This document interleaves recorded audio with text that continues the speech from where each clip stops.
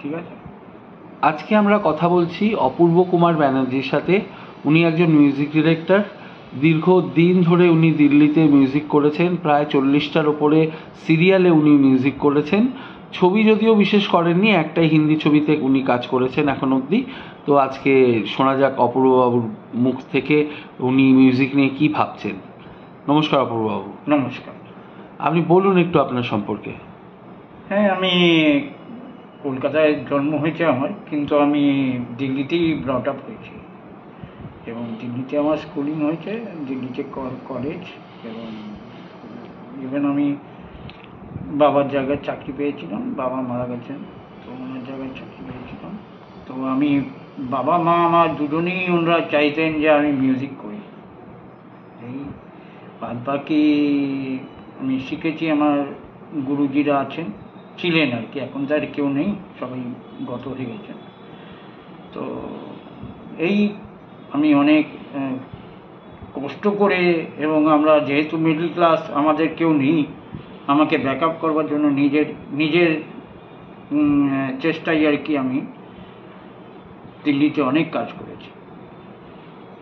কি কি সিরিয়াল বিখ্যাত কয়েকটা যদি নাম বলেন। হ্যাঁ, যেমন ধরুন লেবেদেব কি নায়িকা বলে একটা ছিল, সেটা খুবই ফেমাস হয়েছিল।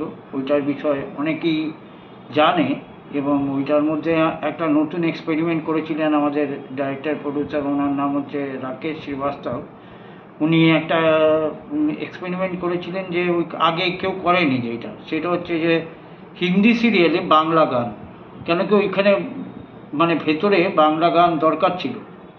তো আমরা ওইটা করেছিলাম, কলকাতায় এসে আমি রেকর্ডিং করেছি সাউন্ড উইং স্টুডিওতে।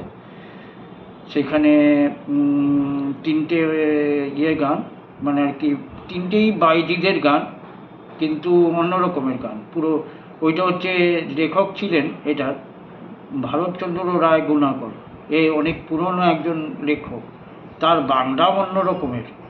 তো যাই হোক, সেইটা করতে গিয়ে আমাকে খুব অনেক রিসার্চ ওয়ার্ক করতে হয়েছে বাংলার বিষয়ে। তার জন্য আমি দিল্লিতে থেকেও বাংলার সম্বন্ধে অনেক কিছু জানি। ভরতচন্দ্র রায়গুণকরের যদি গানটা একটু শোনাতে পারেন যদি মনে থাকে। ওই ওনার 3টে গান করেছিলাম ওখানে। তো ওইটার মধ্যে একটা ছিল, বলছি আপনাকে। কি দেখি অপরূপ দেখলো সহি, কি দেখি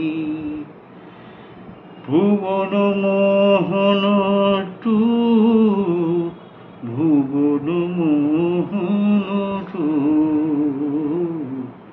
আসিল নগরভূ, কি দেখি একটা গান।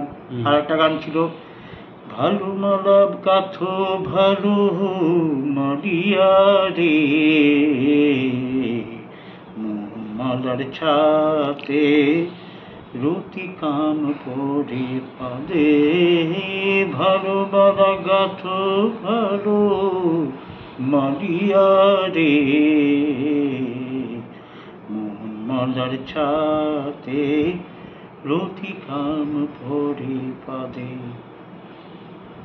তো এরকম আরো একটা গান ছিল, সেটা হচ্ছে কি বলিনি মালিনী কিরে বল বল, বসে তুনু ডগমগ মন ছলো ছলো রে, মন ছলো ছলো রে, মন ছলো ছলো, এরকম ধরনের। বা অসাধারণ। তো দিল্লি ছাড়লেন কেন? দিল্লিতে ওইখানে তো আপনার সিনেমা হয় না, আমি ওইখান থেকে গেলাম বোম্বেতে। তো বোম্বেতে ওইখানেও অনেক কাজ করেছি আমি। ওইখানে অনেক বড় বড় ডাইরেক্টর প্রডিউসার সবার তো দিল্লিতে সবাই আমায় বলতো যে তুই এখানে কেন, হোয়াই ইউ আর হিয়ার। তো তো অনেক অনেক হিন্দিতেই কাজ করি আমি বেশিরভাগ। আমি তো বাংলা, ওই বললাম যে বাংলা জানি যা, আদারওয়াইজ আমি হিন্দিতেই কাজ করেছি। হিন্দিতে আজ অবধি আমার হিন্দিতেই কাজ বেশি আমার পছন্দের, বা করি আমি। বাংলায় যেহেতু আমি বাঙালি, তো অবভিয়াসলি আমি চাইবো যে বাংলায় ভালোভাবে কিছু সিনেমায় কাজ করি। করছিও। অ্যাট প্রেজেন্ট আমি একজনের সঙ্গে বাংলায় কাজ করছি, নামটা এখন বলছি না, কেন বেরোক হোক সিনেমাটা, আপনারা সবাই জানতেই পারবেন তখন। তো বম্বেতে গিয়ে আপনি যেই ছবিটা করলেন, বম্বেতে আপনি কি সিরিয়াল করলেন? বম্বেতে সিরিয়াল করিনি, ওখানে আমি এমনি গান করেছি, অ্যালবামের গান করেছি, অনেক কিছু করেছি ওখানে, আপনার ব্যাকগ্রাউন্ড স্কোরিং করেছি, এসব করেছি অনেকগুলো। তো ওইখানে সিনেমার জন্য অনেক লোকের সঙ্গে আমার কথা হয়ে আছে, বড় বড় লোকের সঙ্গে। যেমন আমি ধরুন একজনের নাম নিই, ওনার নাম হচ্ছে একটু ধরান পজ দিন একটু, হ্যাঁ তার নামটা মনে করি। তার নাম হচ্ছে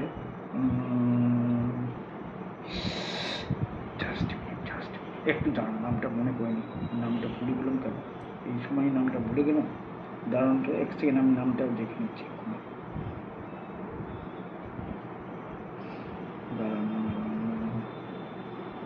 আরে ইজাজতের যে এডিটার, নাম কি যেন ছিল ওনার, হ্যাঁ সুভাষ সাইকেল, মনে হচ্ছে। হ্যাঁ আমি ওনার সঙ্গে কাজ করেছি, ওনার নাম হচ্ছে সুভাষ সাইকেল। ওনার সঙ্গে একটা কাজ করবার কথা চলছে আমার। তো উনি একজন বড় ডিরেক্টর কাম আপনার এডিটার, উনি ইজাজতে এডিটিং করেছেন পুরো সিনেমাটা। তো উনি একজন বড়। তো আপনি তো আর ডি বর্মনকে খুব কাছ থেকে দেখেছেন। হ্যাঁ আর ডি বর্মনের কাছাকাছি ছিলাম আমি, এবং আর ডি বর্মনকে আমি পুরোপুরি প্রায় ফলো করি। আমি ওনার মিউজিক তো আশা করি সবারই, R D Burman was an institution, নিজেই একজন ইনস্টিটিউশন ছিলেন। ওনার থেকে কে না শিখে, আমি ওনার বিরাট বড় ফলোয়ার বলতে পারেন, সবাই নিজেকে বলে বিরাট বড়। আর ডি বর্মনের মিউজিকের বৈশিষ্ট্য আপনি যে কাছ থেকে দেখেছেন, আপনার কি মনে হয়? ওরে বাবা, ওনার তো মানে উনি একজন ভাস্ট এক্সপিরিয়েন্সড পারসন। ওনার মতো এত এত নলেজেবল এবং এত ভাস্ট একটা ওনার ইয়েটা ছিল, পেরিফেরালটা ছিল যে বলার না। উনি মিউজিককে গুলে খেয়েছেন, সব ধরনের মিউজিক, যে কোনো সময় যে কোনোভাবে যে কোনো রকমের মিউজিক করতে পারতেন উনি। ওনার বৈশিষ্ট্য ছিল উনি মেলোডি করতেন, সেই জিনিসটা আমিও চেষ্টা করি।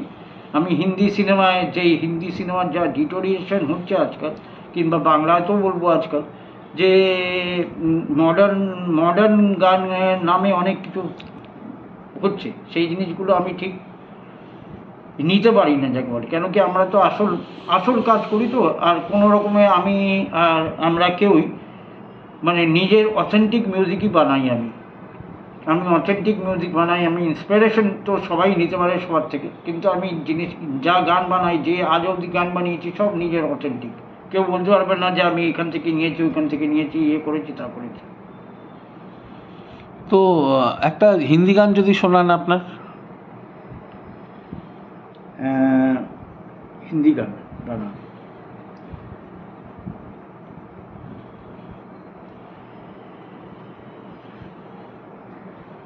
गाना छोड़िए।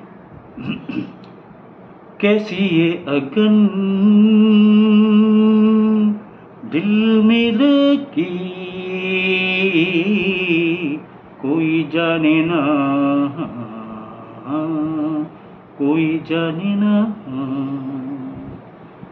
कोई जाने ना, है कोई जाने ना। कैसी ये घड़ी है, कैसी ये घड़ी है, कितने करीब आ गए तुम जाने कैसे, झूमे ये दिल, झूमे ये जहां, झूमे ये राहें नहीं, तुम जाने कैसे। রাইট। আচ্ছা, আপনি তো আমার ছবি দেখেছেন, তো আমার ছবির মিউজিক নিয়ে আপনার কি বক্তব্য? আপনার ছবি খুব সুন্দর গান, আপনার ছবিতে আপনি সিচুয়েশনাল গানগুলো আপনি দিয়েছেন। আপনার ছবি আমি খুব ভালো লেগেছে। আপনার ছবিটাও অত্যন্ত একদম মানে আর কি পরিপক্ক জিনিস, পরিপক্ক মানুষের বানানোর ছবি। আপনার ছবির যেইটা আপনি সাসপেন্সটা পুরোপুরি লাস্ট অবধি আপনি ক্রিয়েট করে রেখেছিলেন, এত সুন্দর মানে গোছানো যাকে বলে ছবি অনেক কম দেখেছি আমি। বাংলায় সিনেমায় এরকমই ছবি হওয়া উচিত আমার মনে হয়। তো অপূর্ববাবু, আপনার সাথে কথা বলে খুব ভালো লাগলো। আশা রাখি ভবিষ্যতে আমরা একসাথে কাজ করব। তার আগে যেটা দরকার, যে আপনার মতো একজন গুণী মানুষকে আমার যে পরিচিত মানুষজন আছে তাদের কাছে পৌঁছে দেওয়াটা আমি মনে করি খুবই দরকার। আপনার মতো গুণী মানুষকে আপনার সাথে আমি কথা বলেছি, আপনার সাথে বন্ধুত্ব হয়েছে। আশা করি আজকের পর্ব দর্শকদের ভাল লাগবে এবং পরবর্তী পর্বে আবার দেখা হচ্ছে। নমস্কার।